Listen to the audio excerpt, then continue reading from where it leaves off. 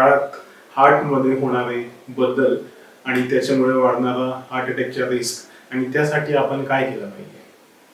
मित्रांनो, हिवाळ्यात हार्ट अटॅकचे प्रमाण वाढतं. याचं कारण हा की हिवाळ्यात टेम्परेचर कमी झाल्यामुळे हृदयाची धमनी म्हणजे नस ही सिकुडतात, म्हणजे कॉन्ट्रॅक्शन होतात.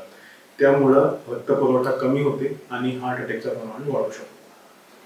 यासाठी आपण काय केलं पाहिजे, हा माझा मेसेज आमचे पेशंट जे यांना हार्ट अटॅक झालेला आहे, हार्टचा प्रॉब्लेम ऑलरेडी आहे, त्यांच्यासाठी खूप महत्त्वाचा आहे. त्यांनी जाणून घेतलं पाहिजे की जितकं ते हिवाळ्यापासून वाचू शकतात त्यांनी वाचवलं पाहिजे. हिवाळ्यात गरम कपडे म्हणजे स्वेटर इत्यादी त्यांनी वापरला पाहिजे. चांगला डाएट त्यांनी ठेवला पाहिजे. रेग्युलर फिजिकल वर्कआउट म्हणजे व्यायाम हे त्यांनी रेग्युलरली केला पाहिजे.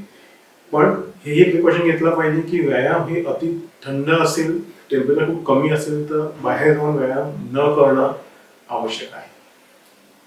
हेही महत्वाचं आहे की आपण व्यायाम करताना आपला हार्टबीट आणि बीपीची नेहमी तपास केली पाहिजे.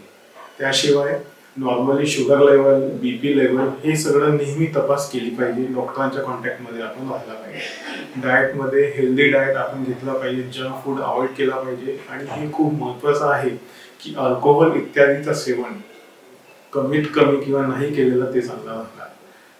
आणि खूप सण वगैरे असतात, न्यू इयर सेलिब्रेशन असतात, क्रिसमस वगैरे असतात, त्याच्यात खूप पार्टीजमध्ये काही कंट्रोल न करता खाणं किंवा अल्कोहोल वगैरे घेणं ही चांगलं नाही. याच्याकडेही आपण लक्ष दिलं पाहिजे.